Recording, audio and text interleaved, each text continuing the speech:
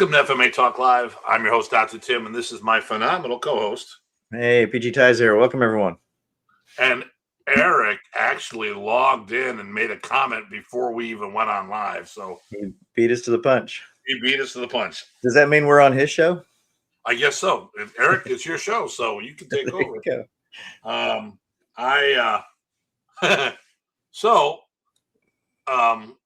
This is from me owning a puppy.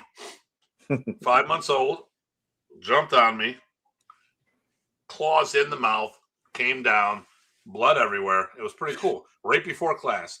And of course, he's thinking it's very funny. Hey, Master Rich is on board too. Very Excellent. good. Hey, all the way from Flint, Michigan, baby.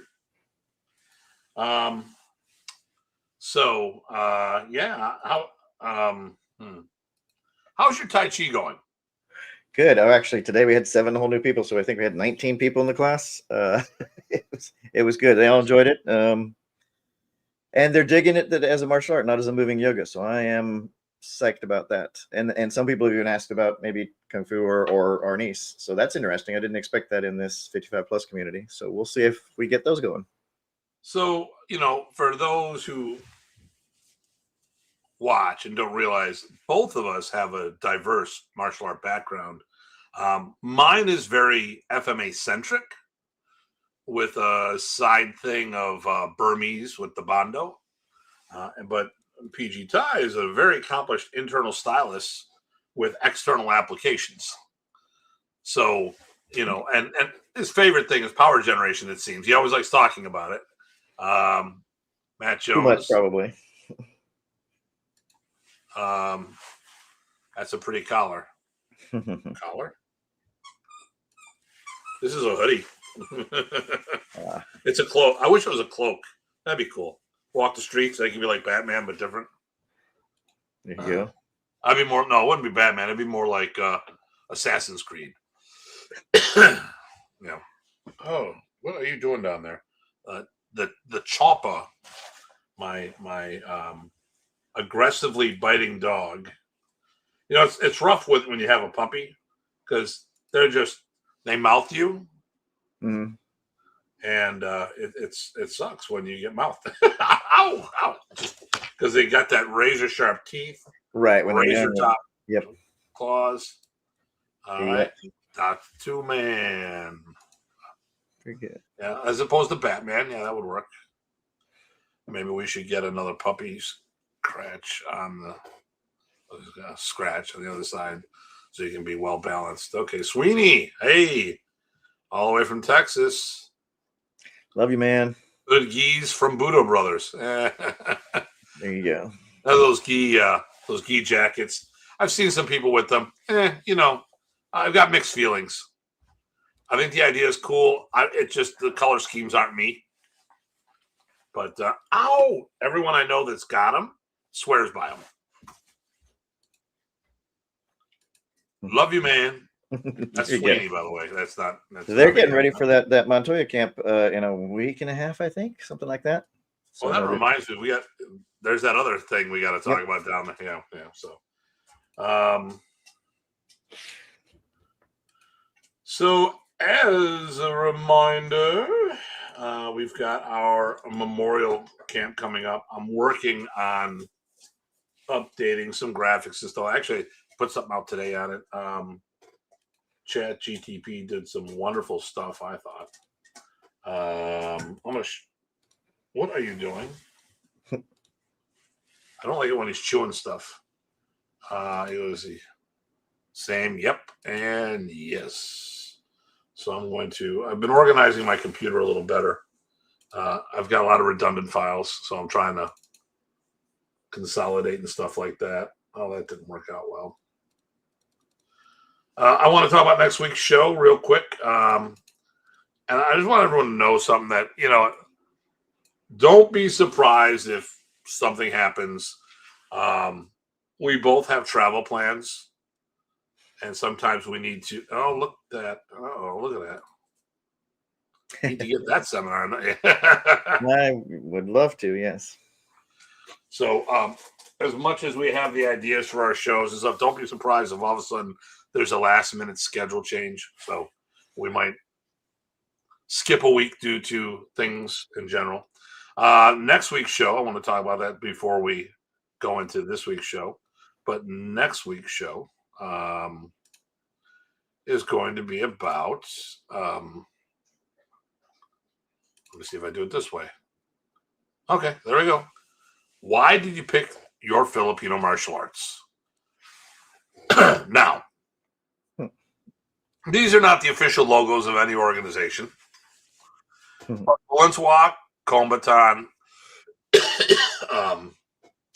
Doce Pares, Modern Arnis, and Bikini Tertiary is represented in there.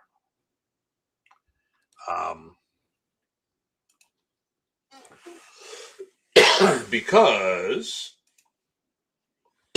the show is going to be about all those things. Now, the thing here is it is not the official logos because some of these may be copyright or trademarked. So we want to represent the arts, but we also don't want to use somebody else's artwork without proper authorization. Absolutely, yep. That happens. People think it's on the internet, so it must be free to use. It's like, nope. Sorry, I'm in Europe at this time. I have to miss this event. It's almost 3 a.m. Dude, you can watch tomorrow on YouTube or is there. But Peter, thanks for hopping in there, saying hello. Yeah, so people are clueless. If it's on the internet, it's not free. Yep. And there are sites that say use this free, and they've taken other people's artwork that's not, and actually, because of Obama, if someone uses my artwork, I could theoretically go after them for tens of thousands of dollars. So remember that when you're using somebody's artwork. Unfortunately, when you get people outside the country, they don't care. Because no one's going to fly over to Europe or South America or whatnot. And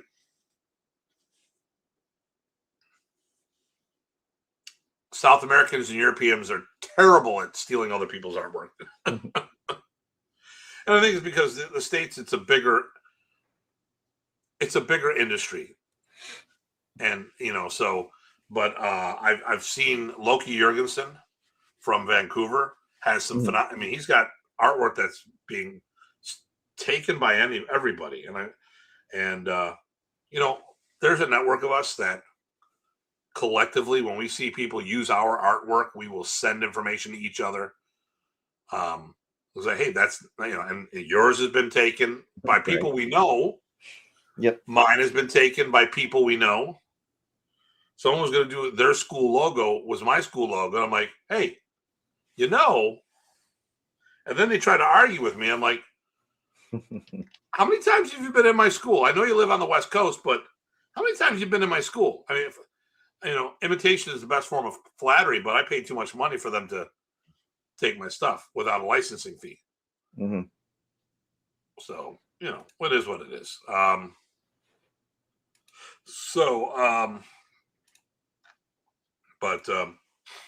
Yeah, let me get caught up with these comments. Yes, that's the why people patent their logos. Yeah. So, today's show, they call it worship, we call it family. So I recently heard this on somebody else's podcast. And copyrights are possible. I mean, but the trademark. When someone does it in a foreign country, it's hard to enforce this. Yep, that's the problem. And then getting them to pay, or just do the right thing. Yeah, there's no enforcing function. I mean, listen. I win a lawsuit for someone using my stuff illegally. What makes them pay? Mm-hmm. I could put a lien against them. Oh, I don't care. I'll go bankrupt. There's usually those people have already gone so far down the rabbit hole. But so let's get into this. So recently I heard on a show they were talking about Professor, and the comments were, the person being interviewed made comments that, like, We've heard people say that Remy was like a father, and trying to say to some extent that why are people idol worshiping him? And this was a student of Remy's as well. Plus, there's the hosts, and I wish I could have chimed in at the moment because obviously nobody there had that kind of had. Well, I don't think anyone in that group should have been commenting on the topic because, well, I could have easily spun it around for them to understand things. The Modern East person in general, they didn't have that kind of relationship. That's on them. All right, real quick. Yes, it's true. Lost place doing things that don't work, and then folks should just do the right thing. Yes, exactly, just like we said. So, first of all, I think if you look at Japanese and Korean and Chinese Japanese Okinawan, Chinese martial arts, Korean martial arts, there's definitely, would you say that there's barriers set between the students and the teacher to some extent there? Often it depends on the structure of the class, right? So sometimes they're family classes and there's still structure there, but yeah, there's usually some sort of barriers that I've seen. And of course, even in the very traditional Japanese or Okinawan stuff, there's this whole layers of inclusion, or in the Chinese styles, right? We would call them closed door students. It's a different layer than the generic students. So yes, there's often layers. Now, I think because of some cultural things, a lot of styles have these lines or barriers drawn. And obviously, when you're talking a Westerner training an Easterner, we know that there's been prejudice in the past where they didn't want the non-Asians working their systems. I mean, that's a real thing, Yeah. So, not idol worshiping sometimes just seems to be missing. That was so EJ has just nailed what I was going to say. One person's respect and a recognition of somebody's, what they are to them might seem like to an outsider as worship, but doesn't factor in the whole rest of the picture. It's all just about respect. Nobody's worshiping anybody. Yeah. So good call. Yeah. The thing you got to remember is Filipino culture is not the same as a lot of the other Asian cultures. I mean, I cannot tell you. I mean, I don't have a lot. Okay, I've got a Japanese friend, Mr. Kimura. It took a long time for me to be around him to warm up to actually get close. It wasn't an overnight thing. And I was never a student of his. And and I think that's probably one of the reasons why we did become friends, because it was a social thing. It wasn't we both did martial arts, but it was different, Mm-hmm. So, and I used to work in the area and I would bring food over. Hey, you want hungry? You want some? Oh yeah, that's great, Tim. Thanks. And there's, but the thing about Filipino culture, for those who don't have a lot of experience being around Filipinos. So if you're a Filipino martial artist, but never were brought up around Filipinos, you might not understand this. And, there are obviously certain cultures or certain races are more prominent in certain areas. Like West Seneca, where I live, when I was growing up, there was like one or two Asian families, one or two black families, and the rest were Eurocentric. Now, I'm not sure if all the Asians were from the same country. Back then, I didn't know the difference between Japanese and Korean and Chinese. I mean, I knew there was a difference, sure, but I couldn't visually discern it. I didn't understand the accents because we were a Eurocentric town. We had the Kuntao group come down from Toronto, Kuntao Sikaran group, and they're all Filipinos. And they made the comment to me. We went out for food at Riverworks, and they go like, "Wow, we really feel like we're minorities here. There's not a lot of diversity here." And I turned to them And I very politely pointed out that if you are defining diversity by the color of one's skin, there's not the Asians are not as popular a race down this way. There's a lot of whites, there's a lot of Hispanics, there's a lot of people of color, but there's not the same quantity of Asian, although in other parts of town there's more Asians. I go, but let's get realistic here. Russians, Germans, Danes, which are related but not the same, Swedes, Finns, Irish, English, and you go down the list, a lot of different Euro countries, they're not the same people. Not all whites are white or the same white, and so, and I was like, if you're, but we've got a lot of diversity, because if you look at culture, and that's really what it's about. English culture is different than Irish culture. That's different than Scottish culture. That's different than German, German, you can say Russian, Danish, French, Swede, Norwegian. We can go down the list.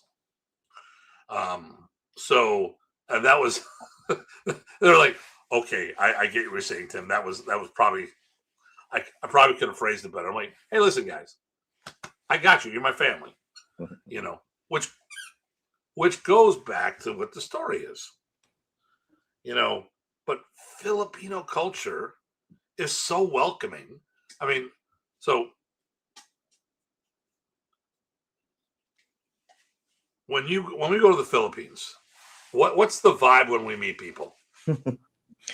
Usually open arms, big smiles, and it's great to see you, basically, even if they don't say that. That's the feel. I can't tell you how many times people are trying to feed me, mm-hmm. marry me off to one of their cousins, because that's what they do. When I started doing Kung Tao, okay, I gotta see what this clown's doing, because he's doing something that he's not supposed to be doing. What are you doing? Oh, that's not good. How about? I'll be right there, Ty. You can say. All right. No, yeah. So thanks, EJ. That was really what I was going to bring up, the respect. So personally, like if somebody was going to accuse me of worshiping Grandmaster Priceless, it would be no. I know his faults. I know he's human. I know there's certain things about his personality I didn't agree with, but the material and his art, highest respect for, right? And his teaching of it, for even especially including the language difficulties. But it was all about respect. So and I respect not only that, but the idea, the quality of his. Okay. All right, Eric.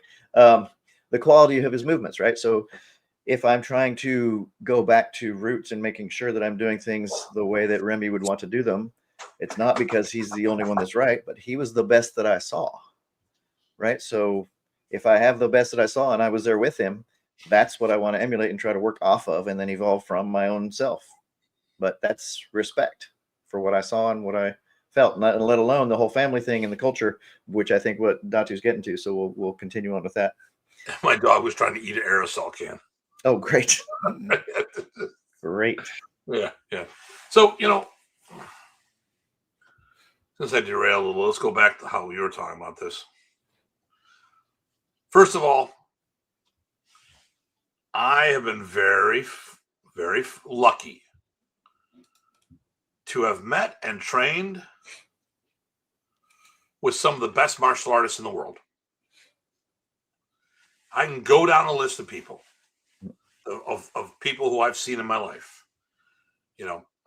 I'll give you a quick list. Okay, obviously we have the Priceless brothers, Remy Ernesto Roberto, Bobby Tabuada. Okay, from there, Danny and Asano. Okay, I can't tell you how many different Blinthwalk masters we've seen. Doce Pares, Kakoi Kenyete, which was one of the biggest names out there. I have Wally J. I've met Hoist Gracie, Helio Soneca.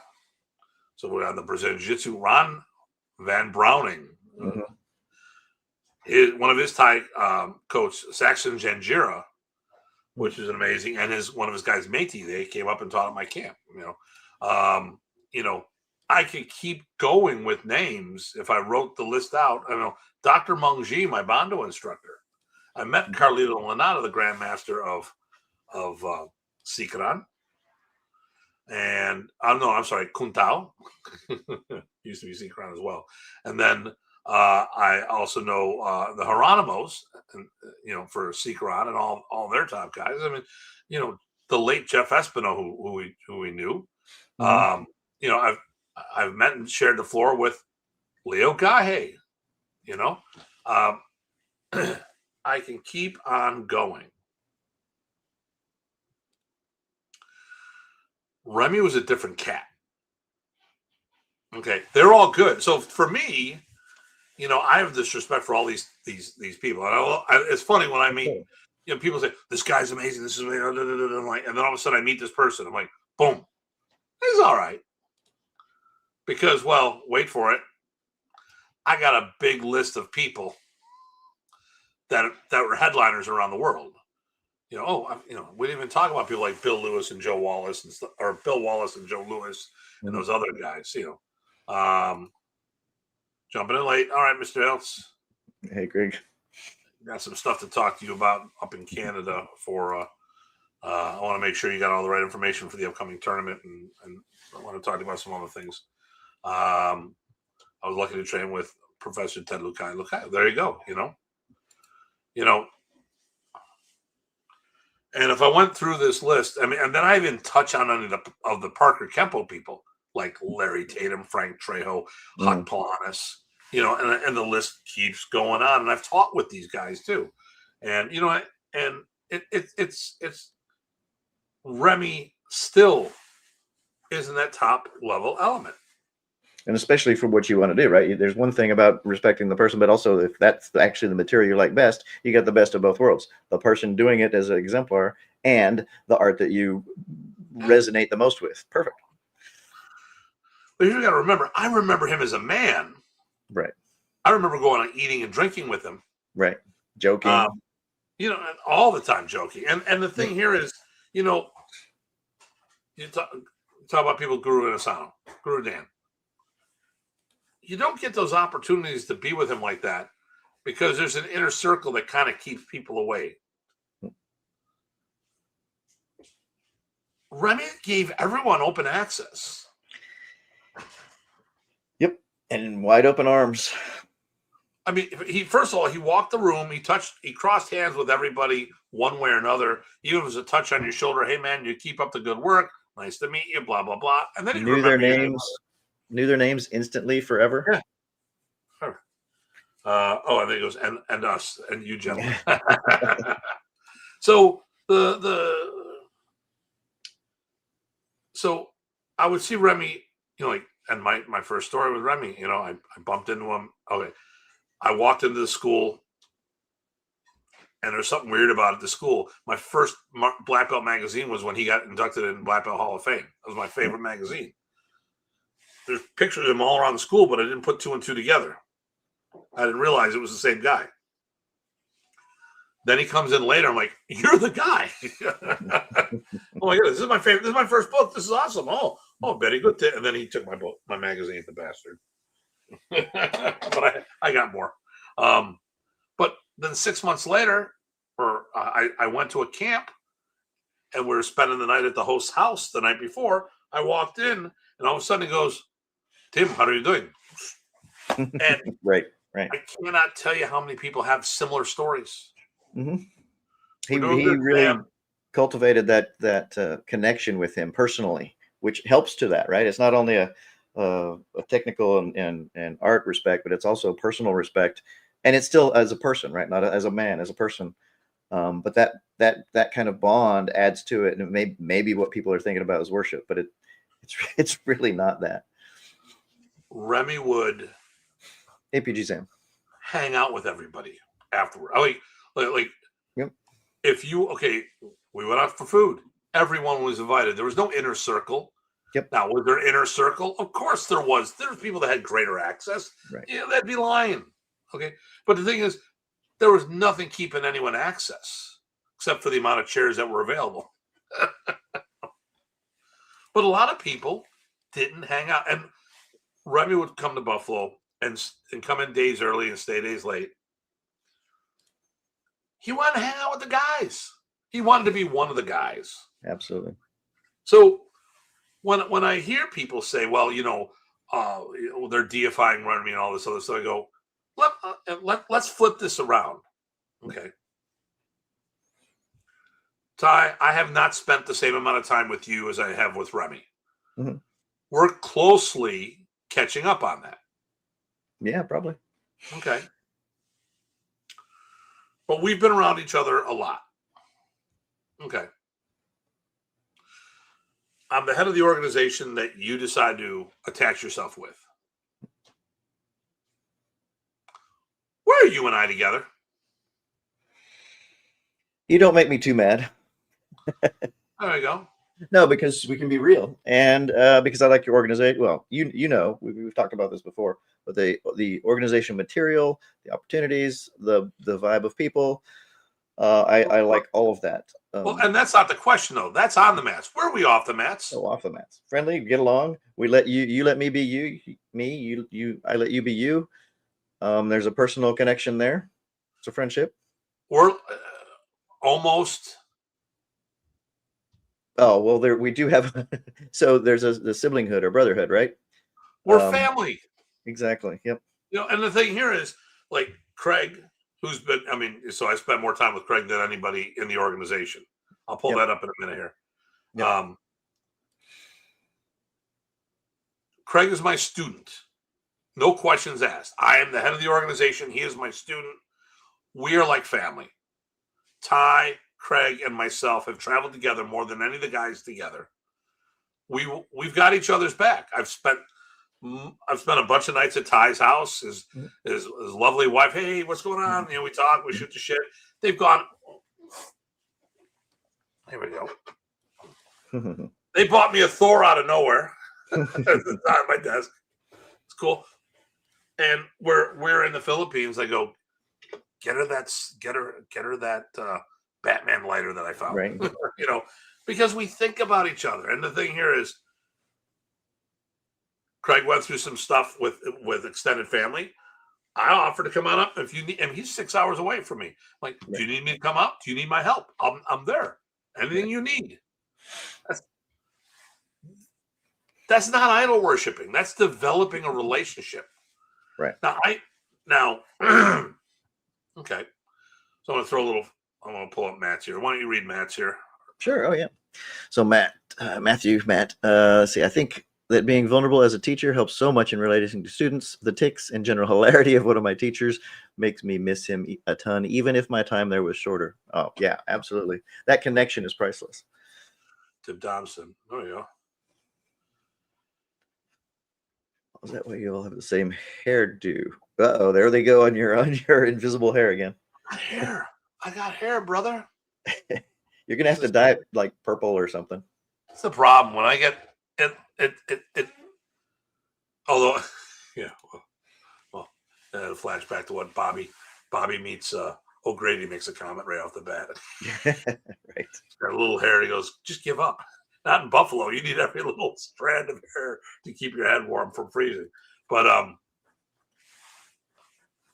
people mistake that personal connection sometime, and I think that's probably where they get confused.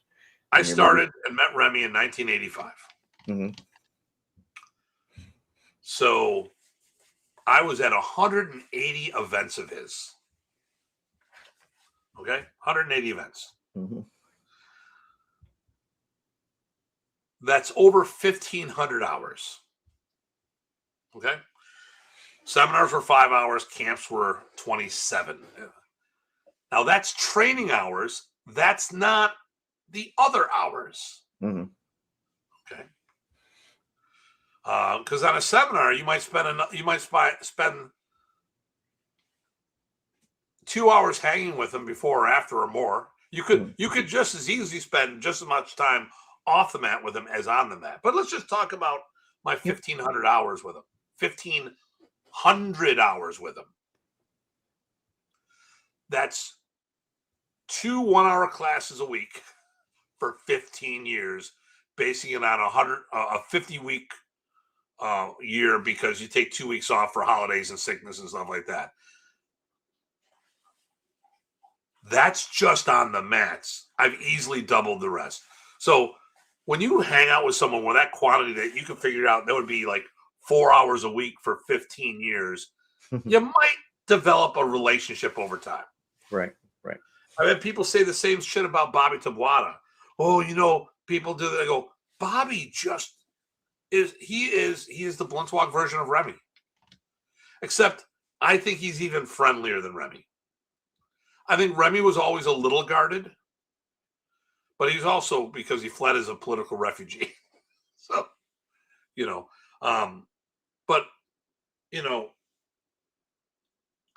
why? Because you have someone that you consider like family. It's idol worshiping because Craig doesn't idol worship me, but there's no question we're like brothers. Mm-hmm. I'm the big brother, because I'm older and bigger. He's a skinny little guy, which annoys the hell out of me. Doesn't gain weight for shit. But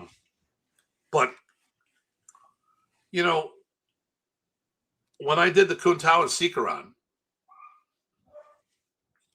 we addressed.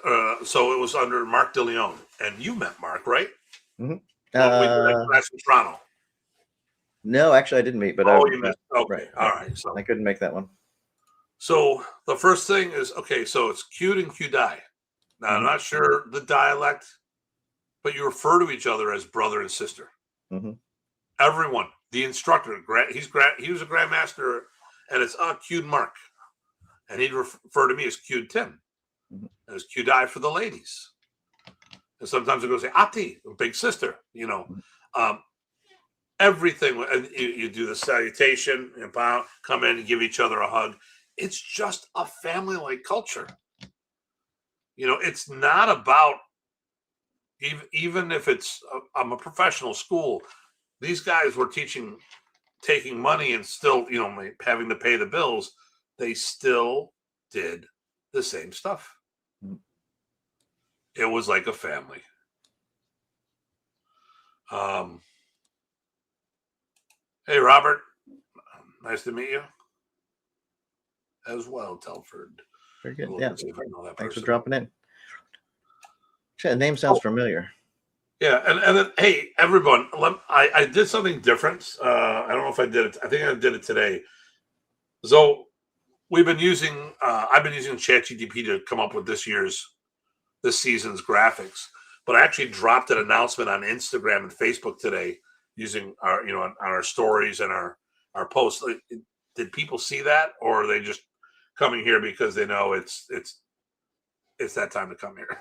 Because that's what we do. But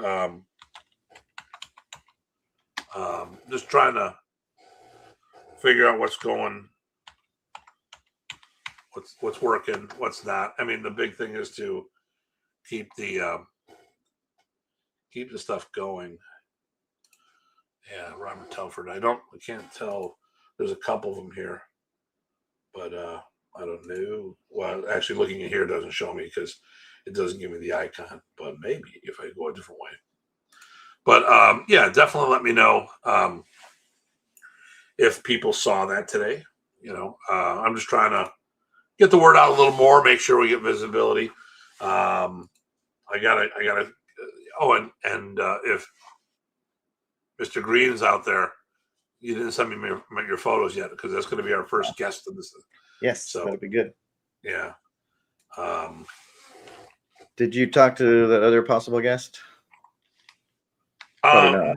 Probably not. But I mean, no, I did. Not at all. I mean, actually, I'm very good with you talking to him and saying, okay, that works if we can find a day and time. Okay. So I'll try to explore the logistics, and see when he's a good day for him. So, and I got to send out all the invites to the last class that we just did on Sunday. I might push that back an hour because it's daylight savings time, so it'll still be the same time for them. Okay. But after March 8th, right, we won't have that. It'll be 1 hour earlier for him. Spring forward, yes, finally. Or we're not 13. We're only 12 hours behind. So We can do a little earlier if that works. Yep. Yeah. So,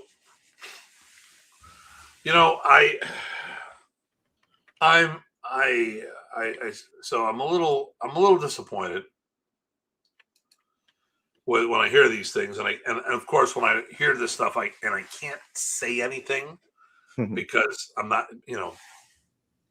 and I've seen other podcasts where people say stuff, and I'll feed in some comments here, and just people get lost in the translation. The big thing here, you got to understand, there's a cultural issues going on here. But I wondered if the person's, maybe. Well, obviously the guy that was making the primary comment about this, because the others just chimed in and agreed, but the person who made the comment, obviously he didn't have that kind of relationship with Professor. Simple as that. It's a real simple thing. He may have trained with Filipinos or with our teacher, but that doesn't mean he had that. He definitely didn't have that relationship, especially when he started talking about what his rank was. It was farther down, and not to say that that's a the higher the rank, you better get along, but it didn't hang around as much. Oh, here we go. Let's go. Oh, Mr. Lux, here we go. Hi there. That's the Maytag repairman behind you. No, that's a Texaco gas attendant. So, but looks very much like the Maytag repairman. So, and I think people that make these comments might be a little intimidated or jealous of these comments, but maybe I'm wrong on that. What do you think there? I don't know. I mean, intimidated, jealous. I don't know. I just think it's an easy thing to poke at when you don't get it. So for whatever reason, I'm not going to guess on reasons, but I think it's unfortunate because it kind of belies the commitment to the respect that we're really governed by. And it's not, I would say governed, but that's what we're guided by, depending on what we do. So. Oh, yes, that's Ty Botting. That guy, yes. Benjamin Spitz. Ty Botting, yes. Do you know Benjamin Spitz? The name sounds familiar, but there's a couple Benjamins I know. Not clicking, but It's been a rough weekend, as you know. Yeah, I think we are very. The thing here is, Professor didn't want to be called Grandmaster. Right. He preferred Professor because I think he was more, or Remy. Or Remy, I was going to say, especially off the mat. And I think because he wanted to be more approachable. Yeah.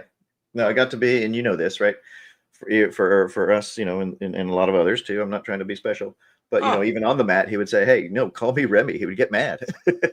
Ben trained with Dr. Hume. Yep. Oh, right there. Ah, okay. College Station. Got it. That's why. Okay. So it was the one I was thinking. I just didn't Spitz didn't sound quite right. Very good. Good to hear from you. You should free your mind. There you go. And the rest will follow. And he did say College Station right there. Very good. No, that's really cool. No respect. Ugly kid. Oh, don't eat the Yellowstone. Okay, got it. So, you look at Tabuada. People call him Bobby all the time, and he doesn't get twisted. Actually, here's the thing. So when I'm in Scandinavia, when I'm in Sweden, you address your instructor by their first name. The only one that didn't do that is Ingmar Johansson. He ran his clubs like the Americans, so it was Mr. This or whatever, Mr. That, because he was taking it from America. It was Parker's Keppel, but he ran. It's been a few years. Yep. So I did. But, go ahead.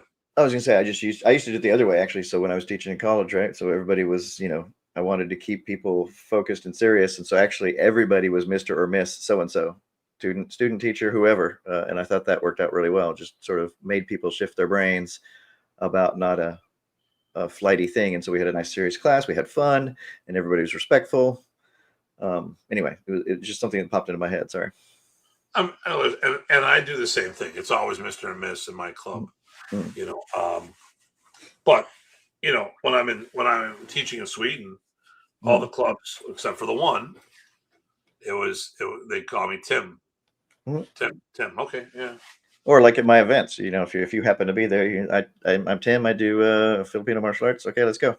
Yeah, well, you know, and that's funny because like I remember, I mean, and Ty was at one of the times this happened where we're over at the martial arts symposium, and I stand up. My name's Tim Hartman. I'm from Buffalo, New York. I teach Filipino martial arts. I sit down, and all of a sudden the host Terry's looking at me like, "That's it." I go, "That's it." I mean, it's you know, because you know the thing here is, one, I'm just a guy, you know. And this is an open martial art event. Now, listen, when I'm teaching in my school, when I'm teaching my seminars, I understand there's supposed to be some form of protocol in place, and I don't want to undermine whatever's being done in somebody's school. But the other thing too is, even though I identify as a Filipino martial arts instructor, I don't get caught up with the I don't get caught up with the martial pronouns. Now, it's funny about the pronoun debate these days, but I've been dealing with this. So my, you know, when everyone complains about pronouns these days, I lived it decades ago, and anyone in the martial art world here should understand, or at least be able to identify or talk to someone that does. The problem is, back in the day, because there are all these different titles, if you called someone by the wrong title, they freaked out.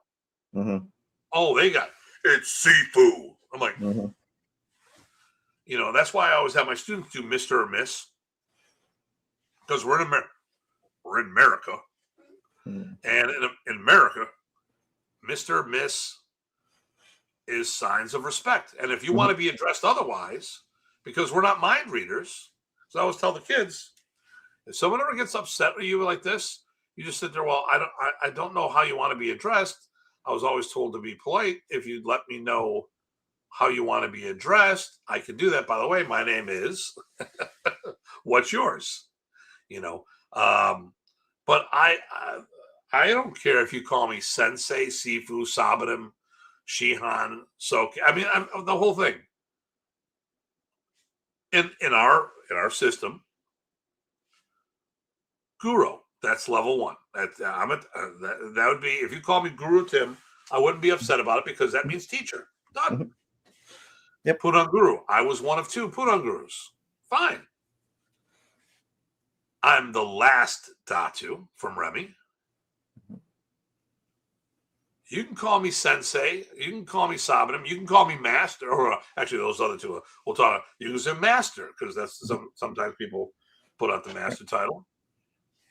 And I am a certified Grandmaster through the Praces family. I can go by all those. I don't get twisted on how you address me, as long as you're trying to show respect. You know, it's all good. If you go, Mr. Hartman, I'm fine with that. I don't get caught up in the martial art pronoun game, which then applies to the new things, because I have yet to bump into someone who's really giving me shit about pronouns. But if they do, I'm like, listen, I'm trying to show respect. This is the way I was brought up. Here's the deal. I'm not a mind reader.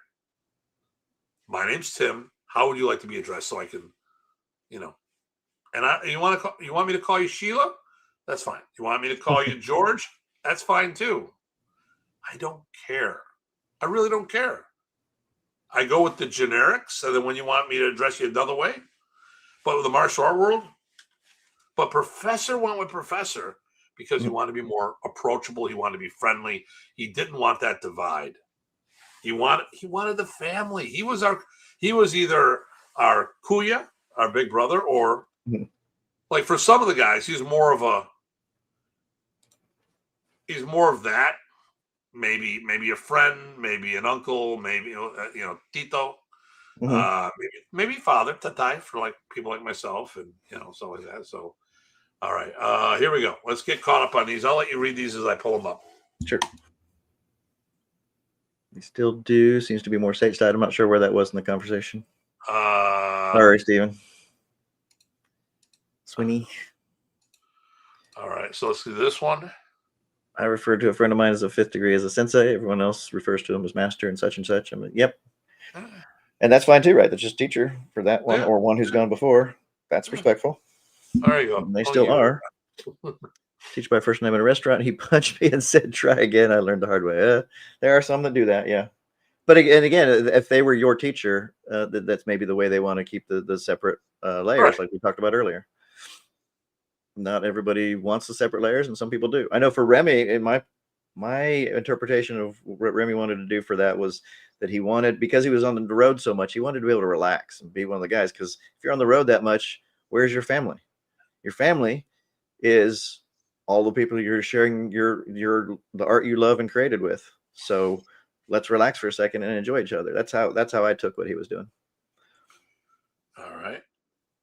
We got that one. First teacher went by Dan. Yep.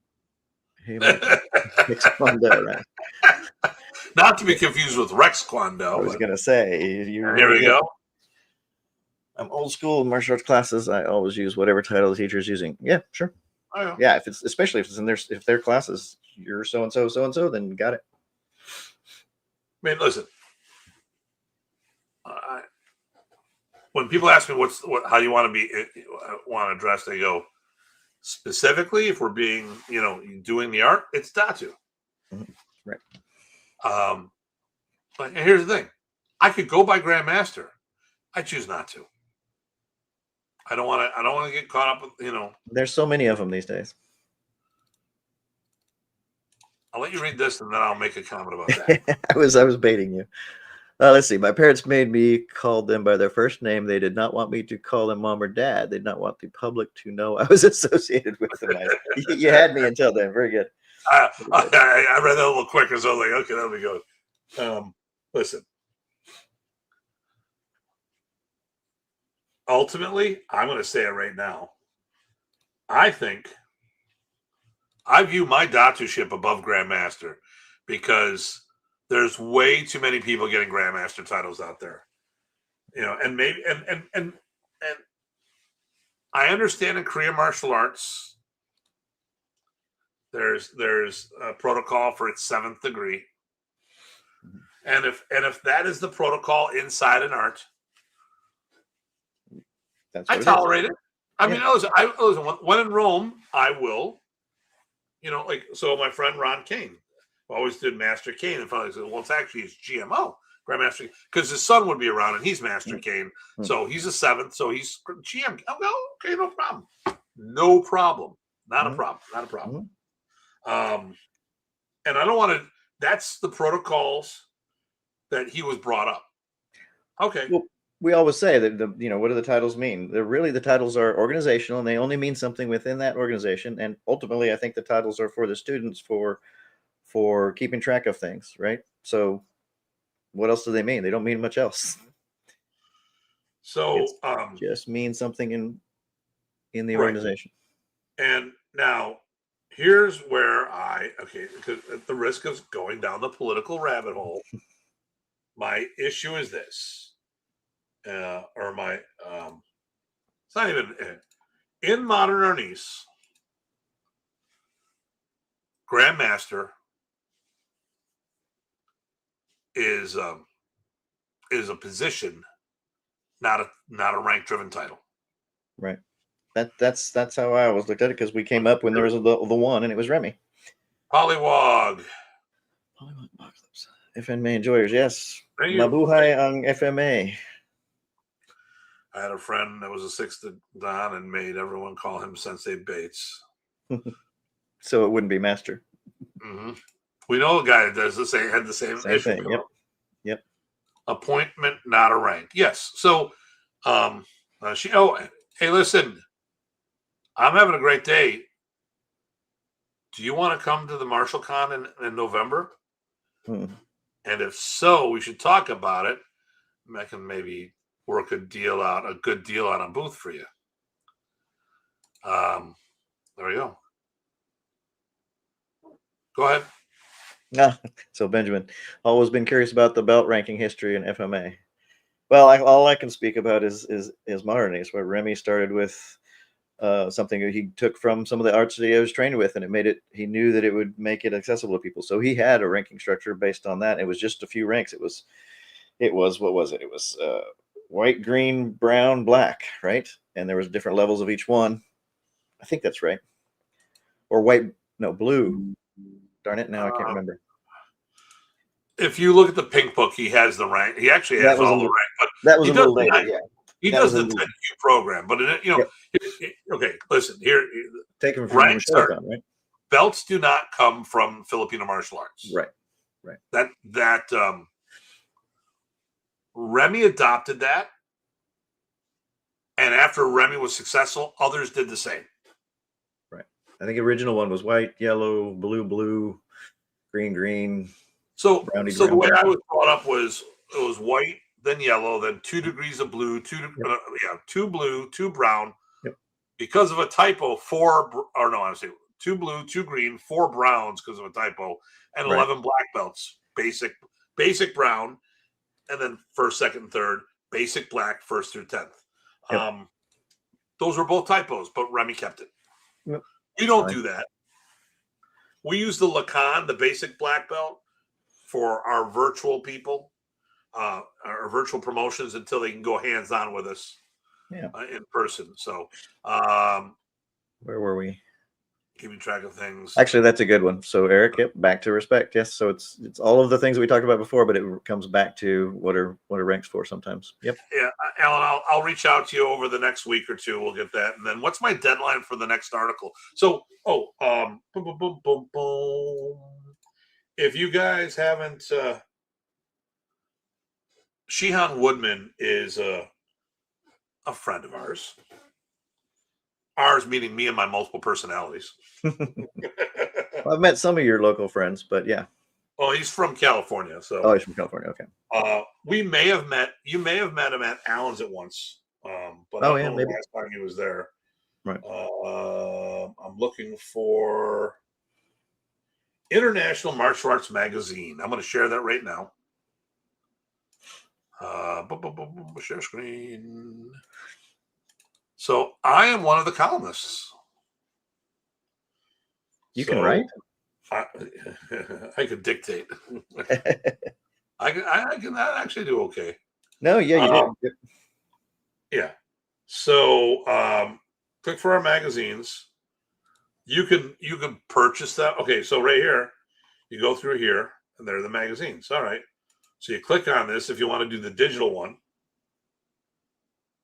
Who is that in gold? Oh, it's Oliver Gruner. Okay. So, there we go. Stick with it. Sticks, blades, and myths right there.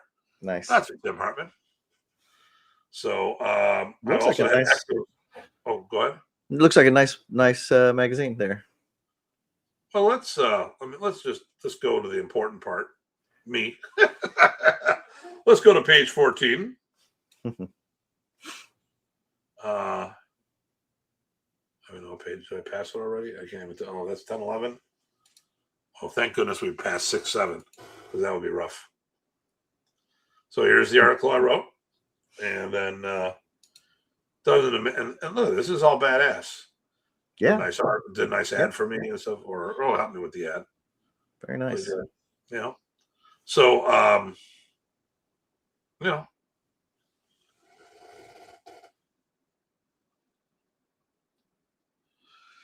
Hey, Alan, it's 40 plus years of experience, not 10. Although 40 is more than 10. I'll have to go back on that. I'll help with you on the article. And Sweeney said 6-7 because, he's a geek like us. Yeah. Okay. I like Sweeney. The problem with Sweeney, he lives too damn far away. That is a problem. Well, not the problem to him because the cold, he's already he's already mad about the snow. Oh, you live in Vegas. Okay. Oh, I was supposed to be in Vegas. Yeah. Okay. Yes. Okay. So by okay. Where are we? So we're talking about belts here. Love that. Okay. And Alan, it's November 7th, by the way. Let's go back up here. There we are. Yep. Yeah, LOL. That's true. We talked about that. Yeah. Help me, brother. That's a good point. Okay. Fully mastering the subject. Boom, boom, boom. White, brown, green, black. My last Tinder dates. Stop it. Wow. Sorry, but Kano Q. Yep. So Remy used to do he took it right from Shotokan and plugged it right in because it worked for them. Yep. And other systems followed that. Right. And some, okay, so I argued with some guy like, oh, Filipino martial arts don't do belts. I go, okay, so what? We're still doing levels, right? Oh, you don't need all this stuff. Wait, aren't you an instructor in Pakita Tertia? Yeah. So they do levels. So what's the problem? So whether they use a belt, an armband, a title, who the hell cares? I mean, we were talking to Jack Latour about it. I mean, he's got all these different titles. I mean, that's no different than a belt. Right. They just even Remy did that as well, right? Remember, he had the apprentice, basic instructor, apprentice instructor, et cetera, et cetera. Okay, Benjamin Smith. My history had level 1 certificate, level 2 certificate, level 3 certificate. Yep. A lot of styles did that. Yep. Just Alan. Okay. Mr. Woodman's just like Alan's, just like us. Just Alan. That's right. Very good. And he ran with it. Okay, there we go. He's in Las Vegas. Okay. Oh, thanks, man. Thanks, man. I'll send you a link to things. I'm actually using a cool app to track stuff. Okay. Yes, hot dog. Sweeney. Okay, sure. We're catching up, guys. So we're working through the comments. There you go. I remember when magazines had pages. Well, they do it electronic. No, actually, you can get these. So you can buy these on Amazon if you want the print thing. The paper ones? Actually, yeah, if you want this, yes. Thanks for sharing the magazine. Actually, yes. So what I'm going to do is I'm going to go back to here. That used to be how we had to find when Remy was going to be where. Go back to the back of Inside Kung Fu or something and go, where's Remy? Yeah. Oh, that's the only way we found. And Remy was that big. He was global when you had to do mailing lists and shit like that. Yep. And seminars back then dwarf what was going on today. So I'm going to click on this one. Actually, I'm going to click.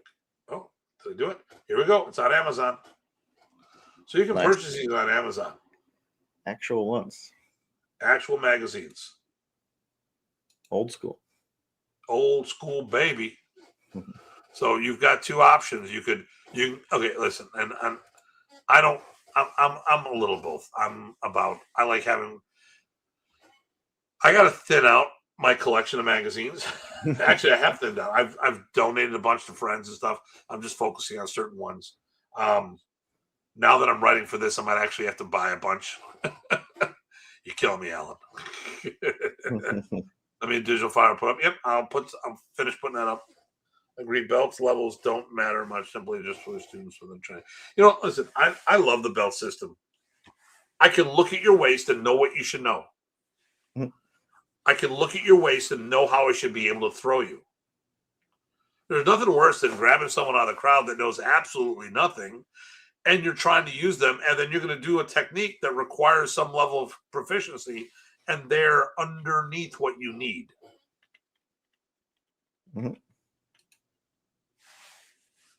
Okay. I learned FMA from security. Do you have thoughts about FMA being often taught under the umbrella of self-defense training schools? I mean, that's half of what I do is self-defense. Minimum order of 100. You bastard. I've got a ton of old black belt magazines. Yeah, yep. Let me see which one we were looking at right there. So I learned about FMA from security. Do you have thoughts about FMA often? So here's the thing. Here's the problem with. Oh, actually, I'll let you go first on this because I have I want to get my thought about. What do you think about FMA for self-defense as a whole? I think it can be perfectly great, but you'd have to train it that way. I mean, that's the short story version.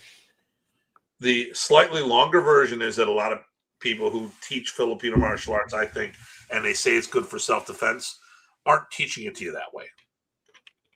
They're teaching you as a fighting style. They're not teaching as a defensive style. So the thing is, either they know it can be done that way and they choose not to, they opt out of that, or they have no clue what self-defense is.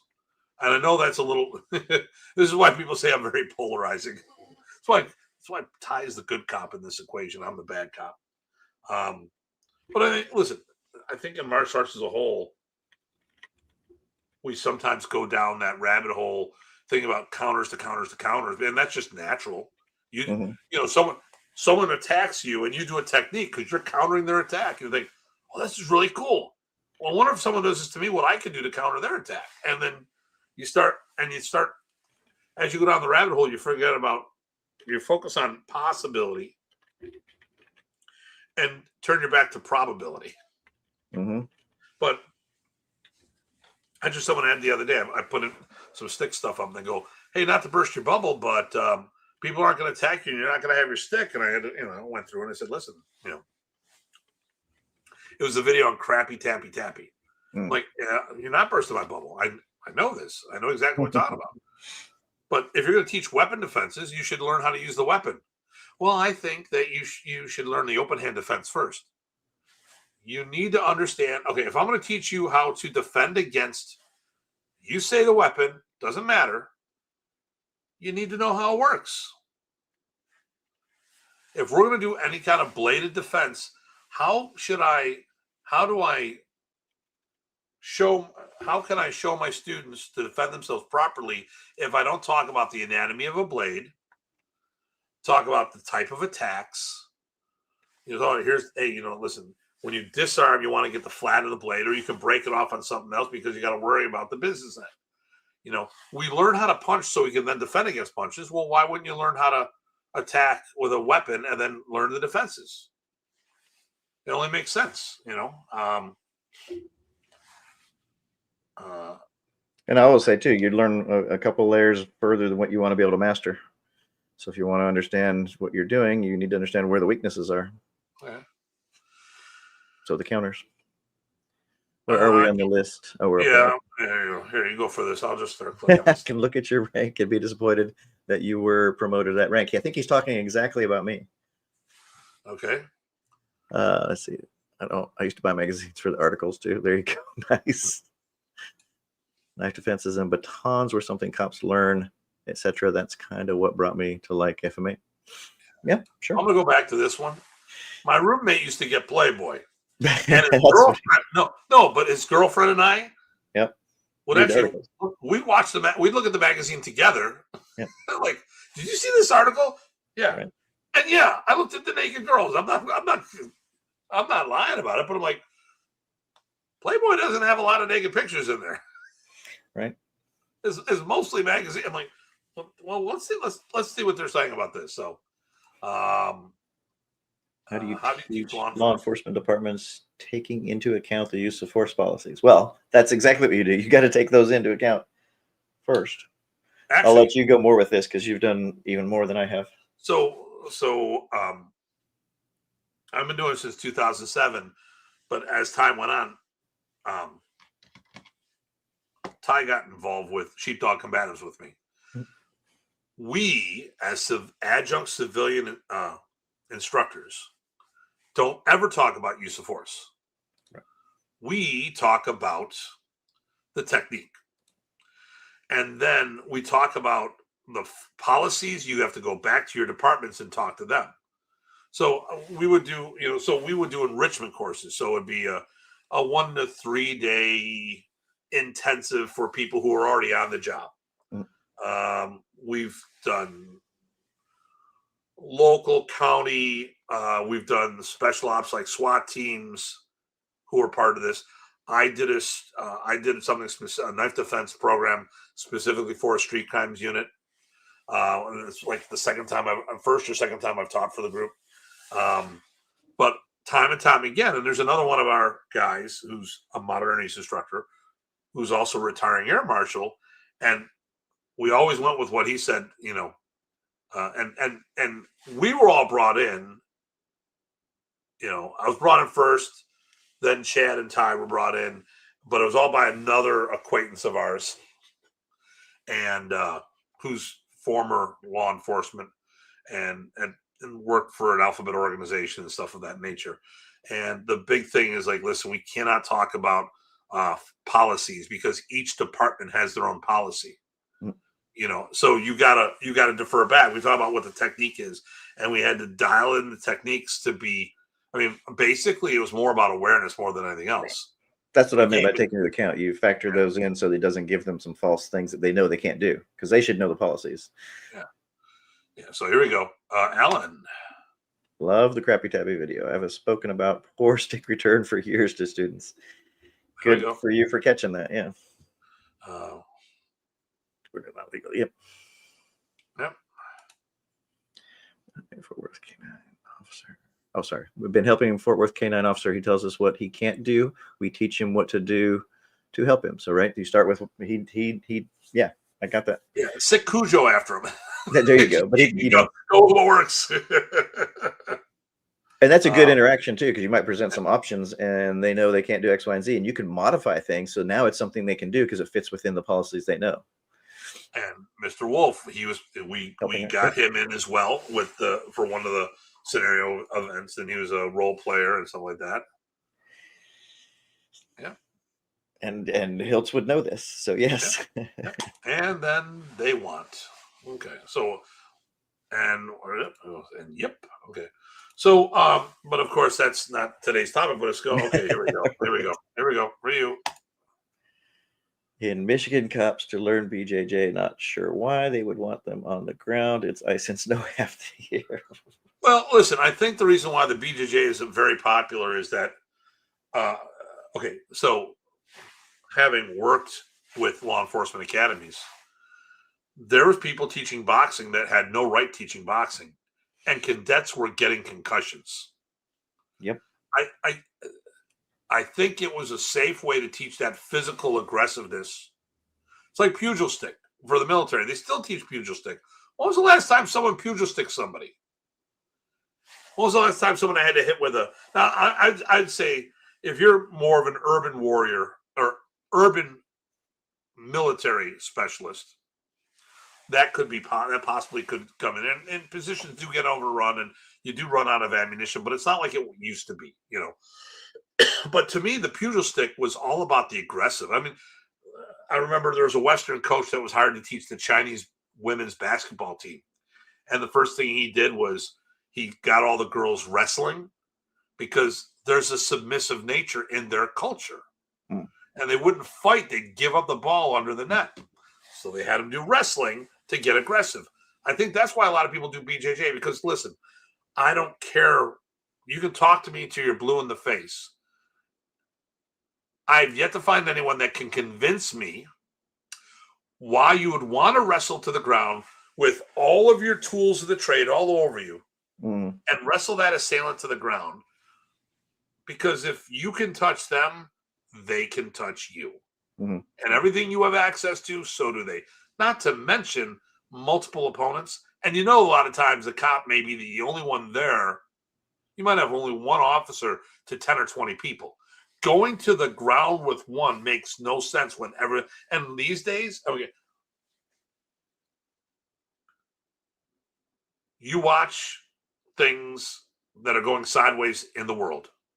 How many people hop in and they go from being a cheerleader to a player? Yep. So I'm doing my job, whether you like it or not. I arrest you. I'm not a cop, by the way, but I grew up in a law enforcement family. I put you down on the ground, and all of a sudden, you get this wound up. I put someone down, and that's someone you like or love or whatever. And all of a sudden, you decide to intervene, and when you shouldn't, now you're assaulting an officer. And I'm not even saying that. I'm not even going to try to say that.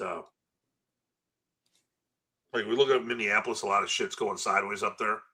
there's just a lot of raw emotions. I don't necessarily blame a protester going after a cop. Actually, one of your loved ones gets touched by a police officer, it would very easily escalate where you get involved too, because that's your loved one. You see that person. I can see how you can get caught up in that. Now, there should be repercussions if you jump in. I'm not saying touch a cop, because you shouldn't be doing that. But the fact of the matter here is, when you jump in, you're now assaulting a police officer.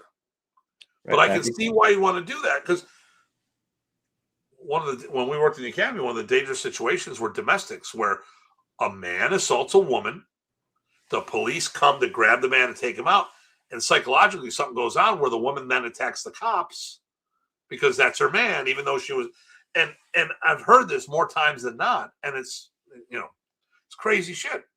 All right, let's get caught up here, Mr. Sweeney's. Having given them, I think, alternatives, takedowns, and used them all successfully. Great. I think that was the canine. I can imagine. I think that was the canine officer he was talking about. Okay. Yeah, that would have been him. Yep. Cop coming at you, dragging his butt across the ground. Yeah, there's the JJ law enforcement officers. Okay, there we go. Army Basic did pugil stick. I didn't know that, man. Okay, cool. I bet that was fun. But there we go. This is about building aggression and commitment and connection. Why they have to do wrestling. Also, wrestling is still problematic. There's still a risk of injuries, but that is a long one. Let's see. That is Alan. I speak about it often to law enforcement. Would never want them to ever get on the ground, especially with weight. The weight and the amount of gear they have, it's actual counterproductive to their aim, which should be to disarm or detain. Notion or have them submit. Just my 2 cents. Did he say the word disarm? Disarm, should be to disarm or detain. So you made the magic word disarm. By the way, that's one of our trick words. That's what triggered the response. And it triggered this. Check your message in inbox. So I'm not trying to. So wait a second. Which one's the real you? And what does he do? He goes, "Will do. Thank you." Nice. Sorry, Alan. My automatic. If you sent him that message in response to him just saying disarm, then how can you be on this show? Oh, there you go. Actually, say the word free, then you get the free course. There you go. Oh, everyone's gonna be free. They're gonna do that. Maybe on Facebook, on the Datu Facebook. Okay, here we go. And then I'm gonna. Oh, Alan. You know what? Maybe we should have Alan on the show. Sure, why not? Alan, would you like to be on our show? Say, of course. He's gonna say yes. He's a good guy. Brits have at least one scuffle in Afghanistan where they fix bayonets. Sure. Okay. I've done it for the longest time. Here we go. Free. And then he goes, free. Nice.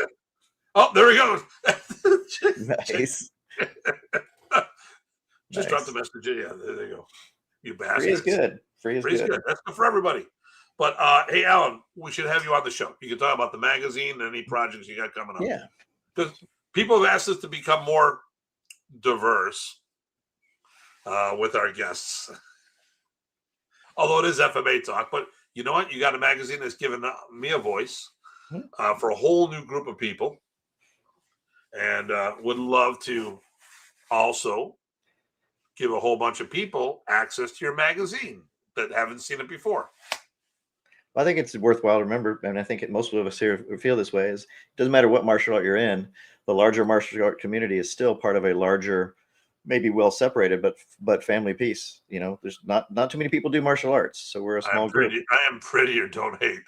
Nice. I actually always thought you had a face for radio, but what do I know? Wow. Alan and I, we always bust each other's chops when we see each other. I don't know why, but we've always done that. Well, I think it becomes, our generation, right? Xers. I'm assuming Alan might be then. Is, hey, if we're not teasing you, we might not like you. There we go. Yeah. Well, yeah. You bust each other's chops. Why are you saying this other guy? Yeah, we don't talk to him. We don't like him. No, that's true too, Stephen. Right? True. Sometimes they get taken to the ground and they have no choice. Right. Right. So then and it's worthwhile knowing stuff. Yep. A rising tide raises all ships. There you go, Eric. Yep. There you go. Guest, I am 3 times funnier than the snow cloud. All right. And I watched the video for with him doing the things, and that's awesome. Cool. So, all right. We've really. I think we got the point about worship and respect, and everybody seemed to be getting that, and they seemed like they kind of agreed, which is awesome. They don't have to agree, but it was a good discussion. Yeah. I wonder where I heard that. Okay. I don't Right. know. And yep.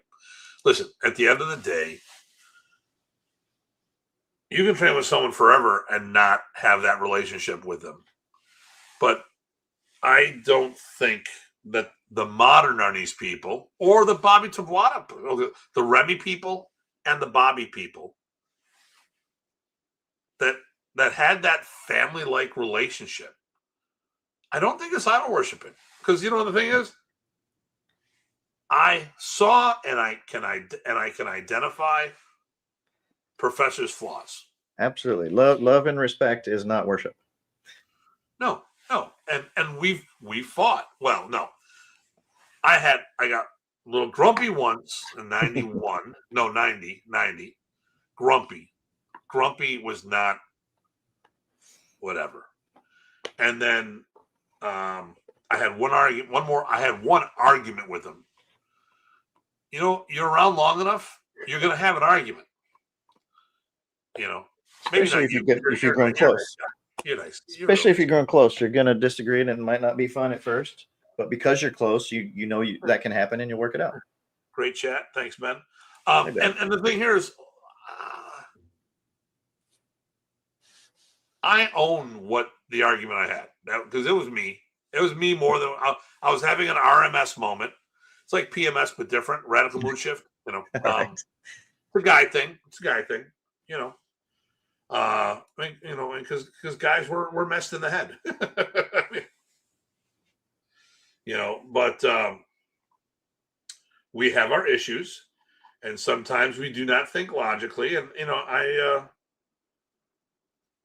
it was it. That was it. Done. It's not a big thing. I've seen Remy do stuff, but here's the thing: he came from a different culture, and a lot of times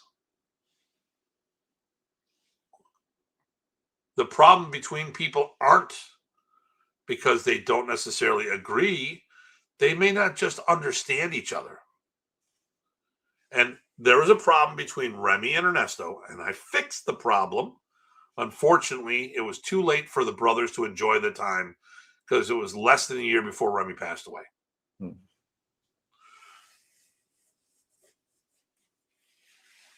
Or less than a year than when he got diagnosed. Ernesto told me the problem. And I understand why Remy did what he did. I don't agree with Ernesto. But it was a different culture. He made his decision based on a different culture. And to me, I'm like, I know exactly why Remy was upset. He didn't. Okay. I think Remy had more of a Western mindset. But the fact of the matter, they were still family. And at the end of the day, the problem with family is you love each other, but you don't always like each other. And, with Remy, I said, I didn't like all of his decisions. We only got into it once. I see the issues that he had, but a lot of times I understand why people got upset at what things that they saw. But with our experience going to the Philippines as much as we have, I wouldn't look at it the same way as I did back then. Because I understand it's a different culture. And I could have had a different dialogue with Remy about things. I mean, think about this. If we knew, you didn't know any Tagalog back then, did you? No, just a couple things like Mabuti and the numbers and stuff. Yeah. Can you imagine conversations with him now? Right. And having been to the places he's been and all this other stuff. It's a whole nother story, And it's not a walking in his footsteps. It's tracking where he went and then building our own routes there. And seeing those connections at a different way. Right. There we go. Great chat. We got that one. Thanks, sir. Billy Idiot fans still considered idol worships. Opinions are like a-holes. Everyone has one, and they all stink. I'm also glad to be part of the Modern Ace family. Yes, our Modern Ace family. Well, I mean, we're still part of the greater family. It's just, we don't necessarily talk with other certain chapters. But that's fine. It is what it is. Not all family gets together and gets along all the time. Right. Okay, so good discussion, folks. Thanks. Yeah, next week's show. Yep. Is going to be about why you chose the martial art you did. Why specifically the FMA? Oh, there it goes. Yes. Okay. So let me pull this up because I made it. And I want it on the screen. Here we go. All right.